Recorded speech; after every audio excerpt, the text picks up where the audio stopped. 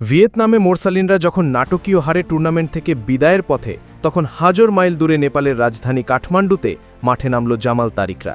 স্বাগতিক নেপালের বিপক্ষে 2 ম্যাচ সিরিজের প্রথম লড়াই। ভেন্যু কাঠমান্ডুর বিখ্যাত দশরথ স্টেডিয়াম। কিন্তু এই স্টেডিয়াম নিয়েই চলছে তুমুল আলোচনা। এএফসি পরিষ্কার জানিয়ে দিয়েছে, এ মাঠ বড় কোনো আন্তর্জাতিক টুর্নামেন্ট আয়োজনের জন্য একেবারেই উপযুক্ত নয়। রোদ বৃষ্টি মিলেমিশে মাঠটাকে বানিয়ে দিয়েছে ভারী। বল ঠিকমতো গড়াচ্ছে না, খেলোয়াড়রা যেন বলদঘর্ম হয়ে লড়ছে প্রতিটি মিনিটে। বাংলাদেশ আজ খেলছেন নতুন এক চ্যালেঞ্জ নিয়ে। নিয়মিত গোলরক্ষক মিতুল মারমা নেই দলে, জায়গা পেয়েছেন একেবারে নতুন মুখ সুজন হোসেন। এই ম্যাচ দিয়েই তার জাতীয় দলে অভিষেক। প্রথমার্ধে অবশ্য বড় কোনো পরীক্ষায় পড়তে হয়নি তাকে। নেপাল কিছুটা আক্রমণ করেছে ঠিকই, কিন্তু পরিষ্কার গোলের সুযোগ বের করতে পারেনি।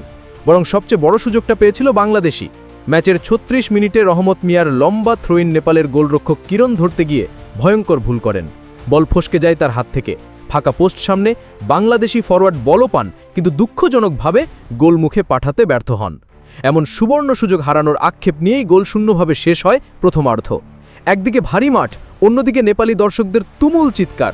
তার মধ্যেও জামাল তারিকরা লড়াই চালিয়ে যাচ্ছে শেষ নিঃশ্বাস দিয়ে। এখন প্রশ্ন একটাই, বাংলাদেশ কি দ্বিতীয়ার্ধে জালের দেখা পাবে, নাকি কাঠমান্ডুতেও গোলশূন্য হতাশায় থেমে যাবে লাল সবুজরা?